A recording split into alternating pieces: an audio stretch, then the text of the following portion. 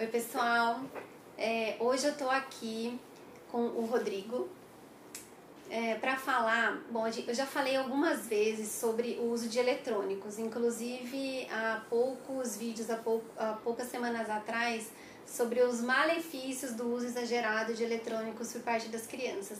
Mas inclusive nesse vídeo eu falei também que podem ter vários benefícios no uso de eletrônicos e achei que ninguém melhor para falar sobre isso do que o Rodrigo.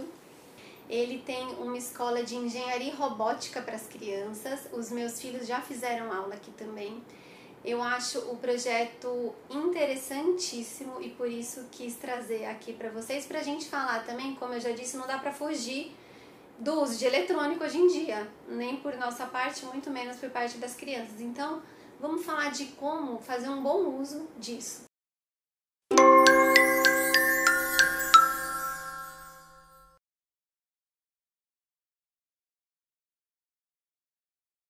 Oi pessoal, bom, sou o Rodrigo, sou responsável pela Engineering for Kids, pela vinda da Engineering for Kids para o Brasil.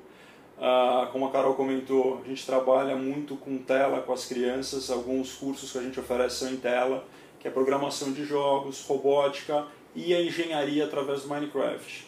E além desses cursos que utilizam tela, a gente também tem os cursos Maker de engenharia, que aí são 100% manuais, então, se por exemplo é uma catapulta que a gente vai remeter aos tempos medievais. Como a gente pode reverter esse tempo de tela em um tempo qualificado, um tempo de bom uso da tela e até para o desenvolvimento de algumas habilidades. Por exemplo, falando de programação de jogos. Para fazer a programação de um jogo, primeiro precisa definir como esse jogo funciona, quais são os personagens desse jogo, qual é o cenário desse jogo, qual é a história desse jogo, quais são as regras que vão estar nesse jogo. Então a gente vai trabalhar com descrição, em que as crianças vão ter que descrever, desenhar cada um dos personagens, vão ter que desenhar, definir todo o cenário, como vai ser, quais vão ser os obstáculos, qual vai ser a pista, de que forma vai ser o jogo, e toda a história do jogo, ou seja, vai trabalhar com a narração também.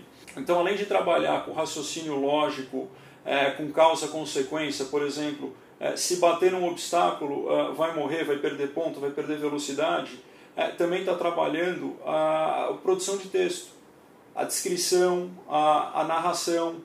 E tem estudos da Universidade do Texas que mostram que esse tipo de atividade, que é o chamado STEM, o Ciências, Tecnologia, Engenharia e Matemática, também afeta a nota da língua, no caso o inglês. Essa pesquisa foi feita nos Estados Unidos e mostrou que as crianças que fizeram STEM tiveram um aumento na nota significativo, inclusive do inglês, além de aumentar na matemática, na física, nas ciências. Então, vamos dizer, aí já é um exemplo do bom uso da tela pelas crianças. Pois é, depois até lembrando que eu sempre deixo o link das pesquisas aqui embaixo no texto. Depois o Rodrigo vai me passar e eu deixo aqui disponível para quem quiser olhar e olhar mais a fundo aí sobre essa pesquisa. Tem bastante estatística, mas sempre tem quem goste, né? Para os curiosos vale a pena. E para saber de onde você está tirando tudo isso, Sim, né? Sim, perfeito. Eu tive essa experiência com os meus filhos, os 3 fizeram. E, inclusive eu contei para o Rodrigo na época que o Nicolas, o mais velho, nunca foi fã de matemática, sempre falou que não gostava de matemática. E apesar de nunca ter tido grandes problemas, quando ele começou a fazer as aulas de engenharia e robótica, a nota dele aumentou expressivamente. Foi a que mais aumentou. E sem ele perceber que o raciocínio matemático dele estava melhorando. As atividades que nós oferecemos, de certa forma, de uma forma bem discreta até, acaba derrubando a barreira da matemática para as crianças que não gostam muito de matemática. Sem perceber, elas estão trabalhando com ângulos, com distâncias, com lógica, e começam a entender a matemática, para que a matemática serve, como funciona, de uma forma mais divertida. E com isso, essa barreira que existe da matemática acaba caindo e a criança vai conseguir conviver com a matemática ao longo da vida com muito mais facilidade. Não vou esperar que uma criança que tenha um pouco de dificuldade com matemática vá seguir uma carreira de engenharia, de ciências. Mas, certamente, essa criança, independente da carreira que siga, vai conseguir trabalhar com a matemática financeira, vai cuidar das suas finanças de uma forma muito mais suave e vai se envolver muito mais com isso do que se ela crescesse com essa barreira e com essa dificuldade. Vou te fazer uma pergunta que pode parecer estranha, mas por que robótica? Por que os pais deveriam ou poderiam pensar em aulas de robótica para as crianças? Vamos lá, tem duas visões, uma visão mais emocional e uma visão mais racional. A visão emocional, assim, robótica está em moda, as crianças gostam, muitas assistem na TV programas relacionados à robótica, então é algo que brilha os olhos. Então o simples fato de brilhar os olhos já atrai atenção e já quebra uma barreira com as crianças para elas virem experimentar. E a segunda, que é a racional. O desenvolvimento do raciocínio lógico, da estruturação de pensamento, porque, vou citar um exemplo, uma das aulas a criança tem que construir um robô que joga basquete, então ela tem que colocar um braço, colocar um motor e fazer a programação desse robô para ele sair de onde ele está, caminhar até próximo da cesta e executar o arremesso. Se não houver um planejamento antes, não vai ser cumprida. Então a gente começa com uma série de perguntas para entender quais são as necessidades para conseguir fazer com que esse robô execute essa atividade. Então, poxa, eu preciso ter um braço, eu preciso ter um motor adicional, eu preciso fazer com que ele caminhe. Tá, e como eu vou fazer isso? De que formas eu vou fazer isso? E aí as crianças vão pensar qual a melhor forma. E a gente atua sempre como intermediador, sempre como mediador, fazendo perguntas, conduzindo as crianças no pensamento para conseguir chegar no projeto final. O processo é o que interessa, né? O processo é o que interessa. O processo é divertido, porque o desafio de criar um robô que joga basquete é super divertido, as crianças amam. A vibração, na hora que vê o robô fazer a cesta, é sensacional, é contagiante. E tem todo esse raciocínio por trás, de fazer medidas para ver como que o robô vai chegar até a cesta. A gente já começa a falar de ângulos, muitas crianças ainda não aprenderam ângulos na escola e já estão experimentando ângulos aqui, fazendo essa programação, estão testando, verificando o que funcionou, o que não funcionou e corrigindo o que deu errado. Paciência, então, muita paciência, atenção. muita resiliência, persistência. Quer dizer, são competências que hoje fazem falta nas crianças por conta de toda essa disponibilidade de dessa rapidez de informação de Netflix, tudo. YouTube que eles têm. Quer dizer, a hora que primeira barreira, não gostei, desisto. Não, pera um pouquinho, como é que a gente faz para o robô superar esse obstáculo? Como é que a gente faz para o robô arremessar? E com isso a gente vai conduzindo e vai trabalhando isso tudo. Concentração, inclusive.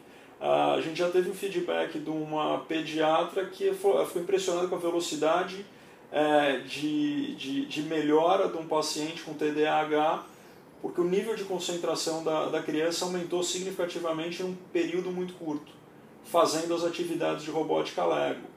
Quer dizer, a robótica Lego a gente atende de 4 a 6 anos de idade. Que foi o meu caçula fez e adorava. Exatamente. Inclusive ele sabe o que é energia cinética e energia potencial, que nem eu lembro mais. Não tinha nem 4 anos quando falou isso. Ele não tinha nem 4 anos quando ele já sabia a diferença brincando com paraquedas. Com o helicóptero. Não, com o helicóptero que ele girou fez. o hélice. A hora que ele girou o hélice, a energia contida no elástico era a energia potencial. E a hora que ele solta o helicóptero voa, a energia potencial se transformando em cinética. Pois é, e brincando, né? Exatamente. Entendeu todo o conceito brincando, e lembra até hoje. Agora, sabe o que eu queria que você contasse? Que eu lembro quando você estava vindo com a Engineering para o Brasil, pensando nisso, você me contou o que te chamou a atenção lá, desse método e que você quis trazer para o Brasil, de alguns testes que tinham mostrado a diferença que fazia na...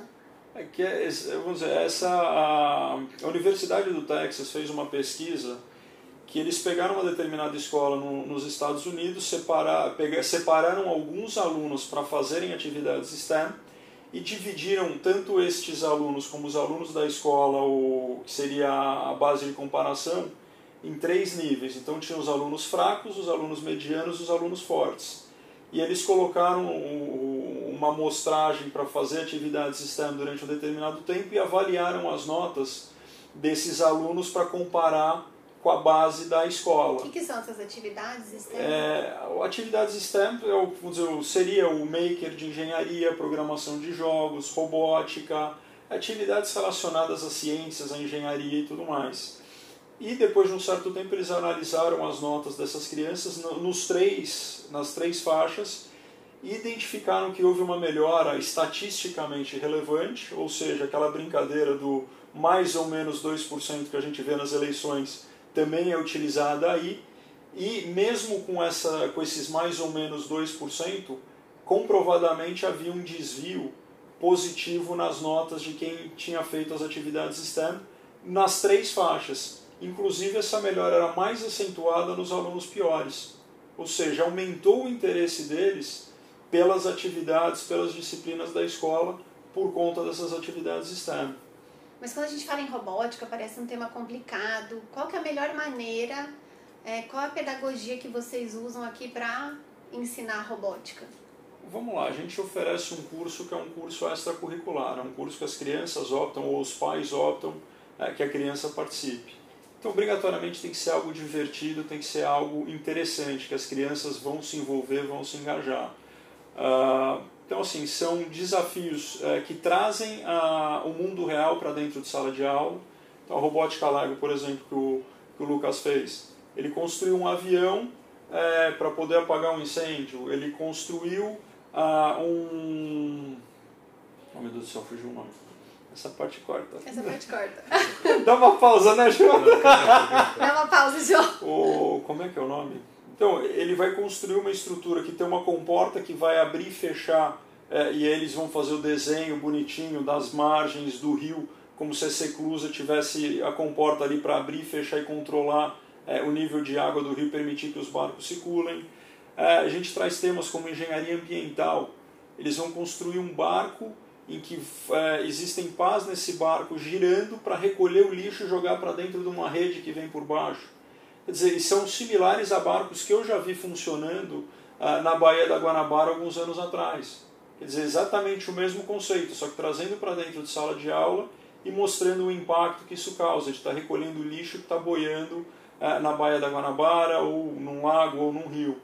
Enfim, são atividades do mundo real que eles experimentam de uma forma super divertida e tem uma mistura aí de desafio, deles criarem, deles pensarem na solução, e para os mais novos a gente já traz algo mais mastigado, um passo a passo, e no final da aula eles vão experimentar algumas mudanças para entender qual é o impacto que essas mudanças, tanto na programação do robô como na construção do robô, de que forma o robô vai funcionar com essas mudanças. Então sempre tem um período de experimentação, de testar alguma coisa diferente. Mas basicamente, diversão com mão na massa. O tempo todo eles estão construindo. Existe um planejamento antes, então a gente traz uma metodologia que é o processo de design do engenheiro. Então qualquer projeto que a gente traga de qualquer atividade vai ter o perguntar para entender qual é a solução, o que a gente está procurando, vai ter o pensar para, dentro dessas possíveis soluções alternativas, qual seria a alternativa mais viável, mais interessante, vai ter o projetar, depois de projetar vai construir, então a gente sempre faz um projetinho no papel mesmo, para eles terem a sensação do engenheiro, como que o engenheiro faz. Aí vai para a construção, vai para o teste, no teste eles vão avaliar tudo que está dando certo e tudo que está dando errado. E em cima disso, o que deu errado, o que é possível fazer para dar certo ou para funcionar melhor. A gente tem o foguete de Canudo, por exemplo. Primeira vez o foguete voa 1 metro, 1,5 metros. O que eu posso fazer para esse foguete voar mais longe? Que seria com o mesmo combustível, e aí a gente tem um lançador que a gente coloca lá uma determinada altura, pneumático. A gente mantém essa altura, e que mudanças a criança pode fazer no foguete para ele voar mais longe. E junto com isso a gente sempre traz alguma história. Então quando a criança vai construir uma catapulta, ela não vai simplesmente construir a catapulta. Ela vai saber quando as catapultas foram inventadas, para que eram utilizadas, que projéteis eram utilizados nas catapultas, qual era a função, quando parou de ser utilizada. Então a gente já traz história junto, traz curiosidades do dia a dia. Dependendo da atividade, a gente vai trazer as curiosidades e a história relacionada a essa atividade. o que também acaba despertando muito interesse em história para as crianças. Bom, então você já falou, a gente já mostrou vários benefícios aqui do aprendizado de robótica, do uso de tela, né? Através do uso de tela, de tudo que essa tecnologia pode trazer de bacana para a molecada. Então, você poderia me resumir como os maiores ganhos que as crianças podem ter com o aprendizado de robótica? Eu vou te citar, para te responder, eu vou te citar alguns exemplos e até falar um pouquinho do futuro. Deixa eu só então te cortar rapidinho, porque eu falei sobre isso não nos meus vídeos. Dei uma palestra o ano passado para estudantes de psicologia e de educação física, que são minhas áreas de atuação, né? Tá. E eu lembro que eu trouxe uma pesquisa falando que os nossos filhos, a gente tem filhos da mesma idade, Sim. quando eles se formarem, já não vão se preparar para muitas profissões que existem hoje em dia. Sim. E aí eu acho que queria que você falasse, acho que tem tudo a ver com o que você pode falar pra gente aqui também, né? Pegar um gancho disso.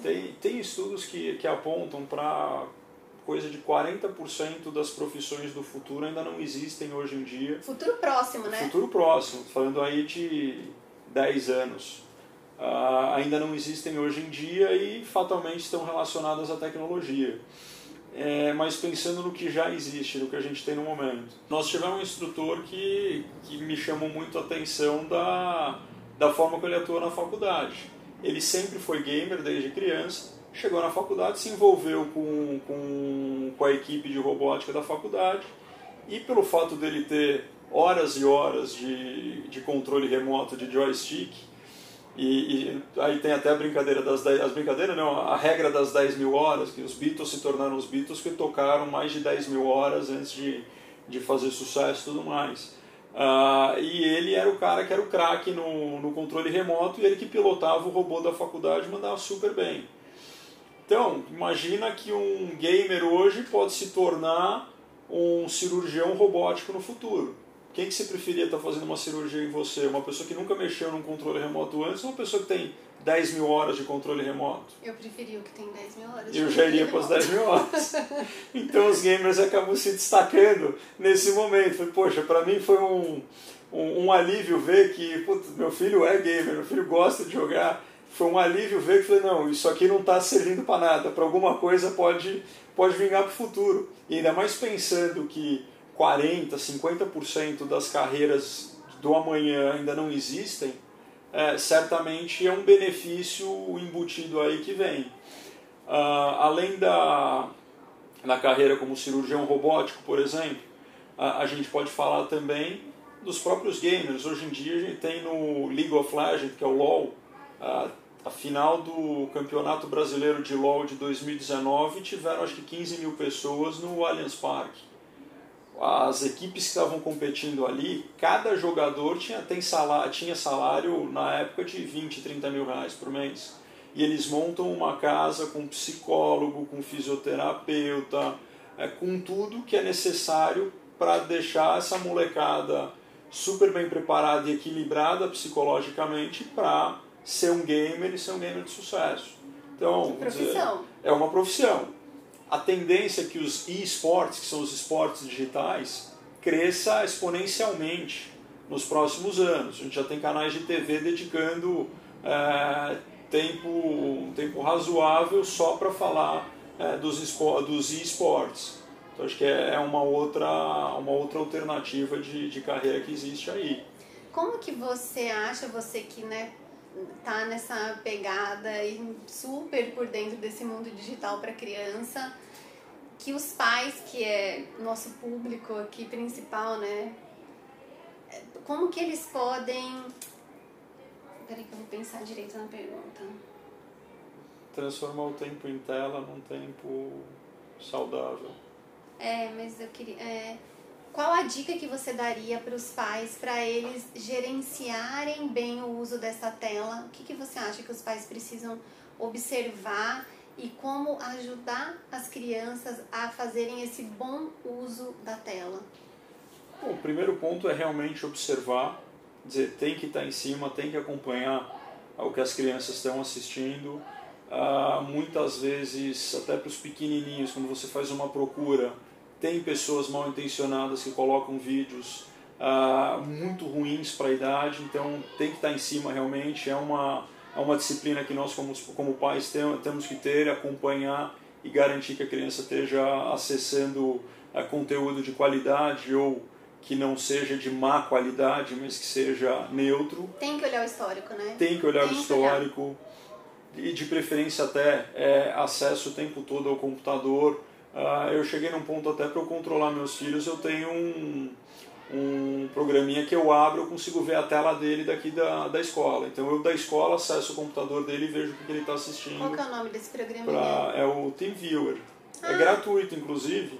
Eu instalei lá, já botei uma senha fixa e de vez em quando eu entro para dar uma olhadinha e ver se ele não está aprontando nada, principalmente durante o horário de aula, porque tem muita malandragem aí. Ó, a gente vai deixar o link aqui do TeamViewer. Eu uso mais para pessoa que faz manutenção no meu computador. Também, exatamente. E eu não tinha pensado nisso para as crianças, olha, boa dica, hein? A mudança da educação em 2020 mostrou muito do conteúdo de qualidade que tem disponível na internet. Nossos filhos estudam na Mobile. Acompanhando as aulas dos nossos filhos, eu vi diversos vídeos que a Mobile indicou do YouTube para tratar de um determinado assunto. Assisti vídeos do Egito sensacionais, que contam toda a história do Egito e que da nossa época, ou pelo menos da minha época, era muito livro, sem entretenimento nenhum, sem nada era chato, envolvente. Era aquele tema chato que de repente ficou super divertido, super gostoso de acompanhar. Eu cito como exemplo também o Code.org, é um site, uma ONG em que as pessoas se oferecem a desenvolver o conteúdo. Esse conteúdo já está gigantesco em português, inclusive, e que eles trazem personagens do dia a dia das crianças. Então tem Angry Birds, tem alguma coisa até de Minecraft, se não me engano, e ali dentro eles vão aprendendo a programar. Então, poxa, o bonequinho tem que sair daqui, tem que vir até aqui. Tabuleiro quadriculado, com alguns obstáculos, e tem que falar, dobra a direita, siga 3 casas, dobra a esquerda, siga 5 quadras. E dessa forma as crianças vão começando a entender um pouquinho de programação. Vão trabalhar com o loop, que é o repita 2 vezes, siga em frente 2 vezes, vira à direita. Vai ter uma série de ferramentas que vão ser apresentadas, desenvolvendo o raciocínio lógico das crianças de uma forma super divertida. Às vezes que eu sentei com os meus filhos para mexer no Code.org, chegou no ponto que eu precisei pedir para eles pararem, porque a gente já estava 3, 4 horas mexendo, fazendo programação e passando de nível, e eles super empolgados com isso. Então é um conteúdo que é envolvente, é engajante e que gera um aprendizado, quer dizer, é um tempo de tela que tem muita qualidade. Um tempo de tela junto com o pai, né? Junto com o pai, e que, dependendo da idade, também pode ser feito sozinho. Não é só com o pai. Quando eu usei, uma das vezes que eu usei, que eu lembro que foi mais marcante para mim, o meu mais novo tinha acho que 4 ou 5 anos de idade. E o meu mais velho estava com 7, 8.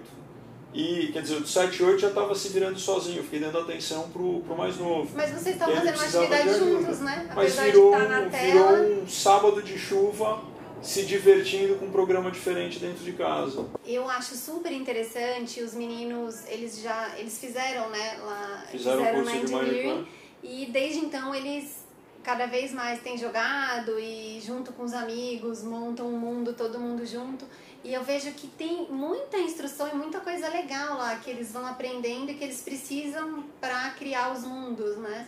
Sim.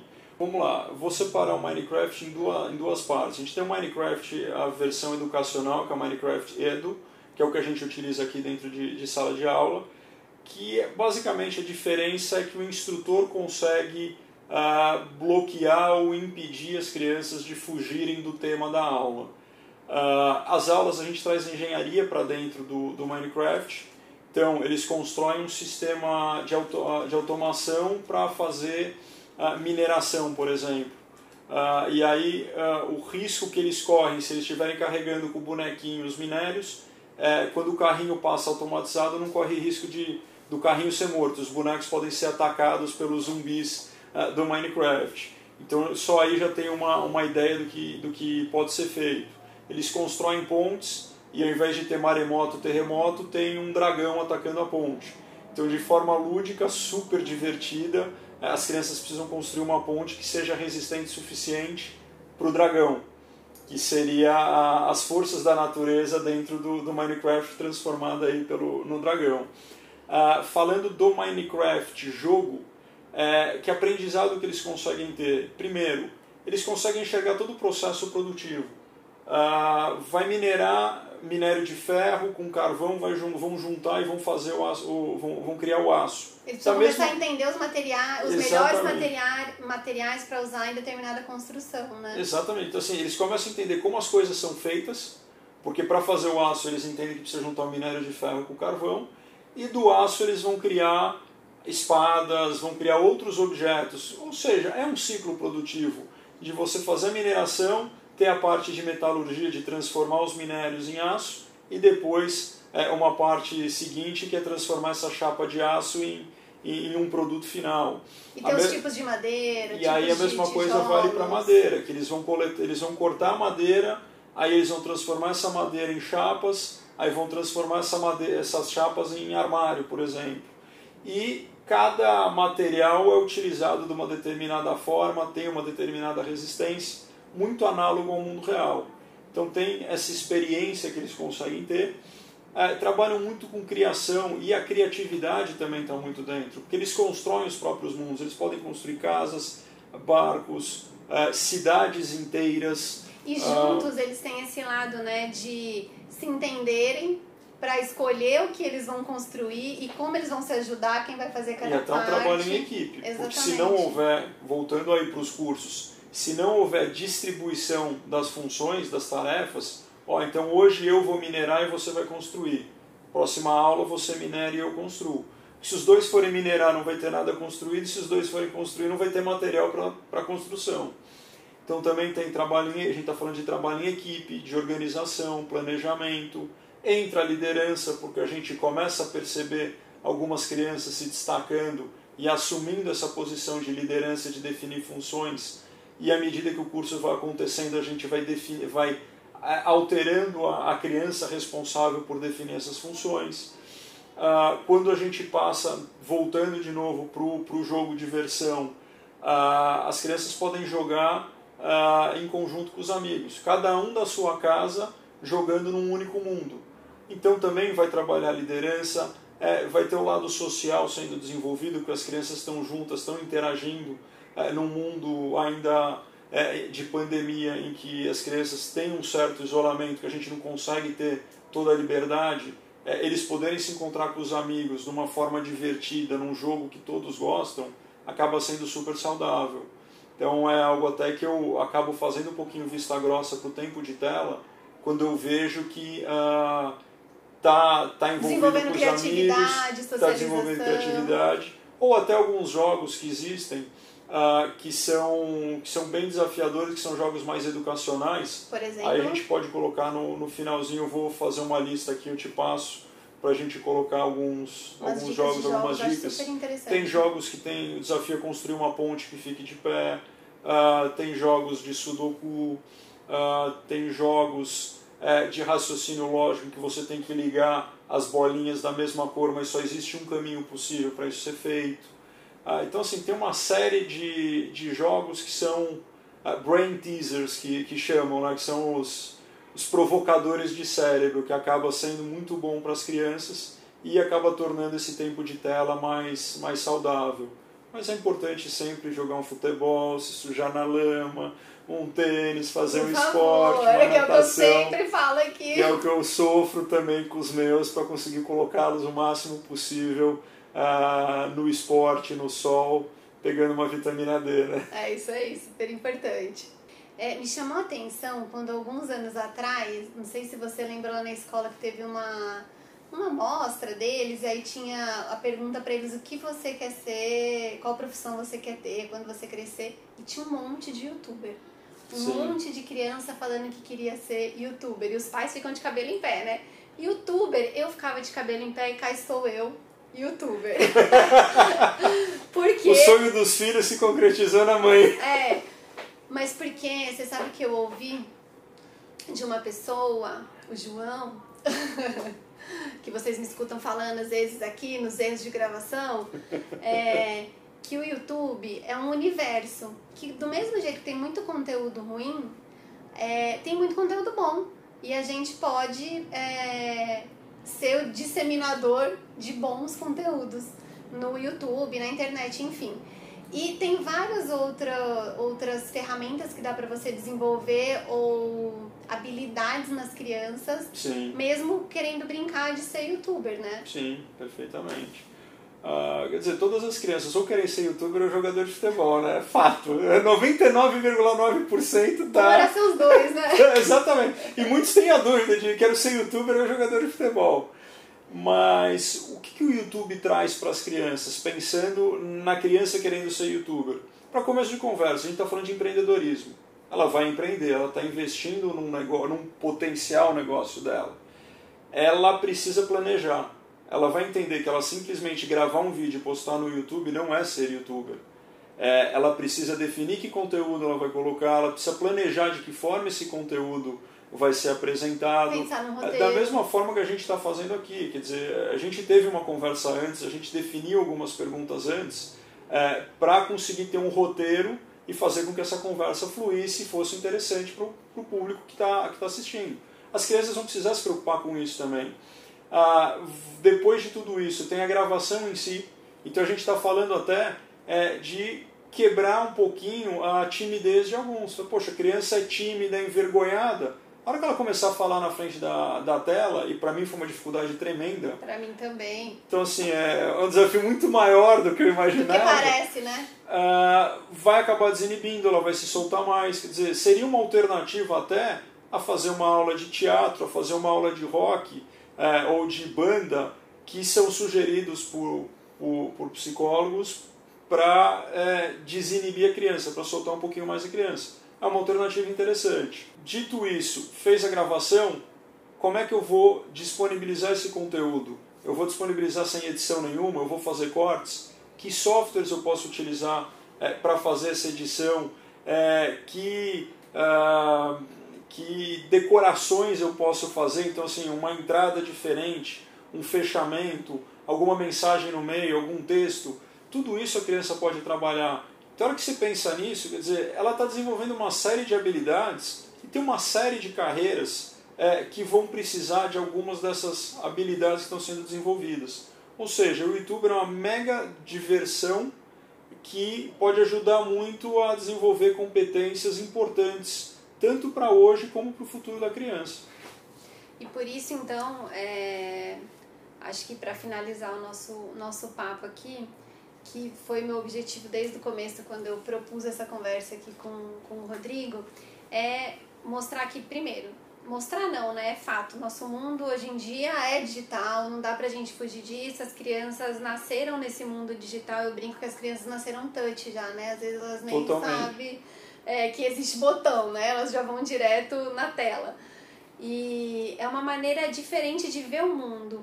Então, cabe a nós, pais, gerenciarmos isso, porque tem toda a questão que eu já discuti em vários outros vídeos do excesso de tela, mas principalmente do conteúdo, né? Sim. E o que eu mostrei aqui o que a gente pode fazer para trazer esse bom conteúdo, como gerenciar isso da melhor maneira, e a dica de escolas como a do Rodrigo aqui, que ajudam muito a gente nesse sentido, né? Conta aqui onde que a gente fica, a Engineer tá aqui em São Paulo, mas qualquer pessoa pode fazer aula, né? Sim, vamos dizer, nós temos os cursos presenciais aqui na nossa unidade, fica na Rua dos Macunis 485, entre Vila Madalena e Alto de Pinheiros. Atendemos em algumas escolas e estamos abrindo uma frente, a gente está atendendo também em condomínios. Dado esse cenário de pandemia, a gente entende que é importante ir até os condomínios para oferecer dentro dos condomínios. E aula online também, né? E as aulas online também. Em qualquer lugar do Brasil. Tem alguns cursos online. Fora do país também. Nesse momento a gente está com um curso que a gente atende uma criança em Rio do Sul, em Santa Catarina, e uma criança no Acre. Com os materiais na mesma atividade. Enviaram os materiais. Exatamente. Enfim. Então é isso, olha, fica a super dica aqui, os meus filhos, eles pararam agora na pandemia, né, de fazer aula, mas eles fizeram aula há muito tempo aqui, o pequenininho teve que abrir uma uma turma para ele que nem tinha, né, para menor de 4 anos. Exatamente. E já estava me perguntando quando que ele vai voltar para aula de engenharia, mas eu queria mesmo trazer essa conversa com o Rodrigo, que é super entendido do assunto, estudou muito para trazer engineering para o Brasil e está super envolvido agora aqui na prática com as crianças, passou por essa pandemia, né? Tem filhos também, da idade dos meus, dos nossos aqui, de muitos dos nossos, então acho que ninguém melhor para falar sobre isso com a gente do que ele. Queria te agradecer muito. Obrigado, Carol. Conversa excelente, conte comigo para outras conversas. Ah, com certeza. Então, pessoal, fiquem ligados e até breve.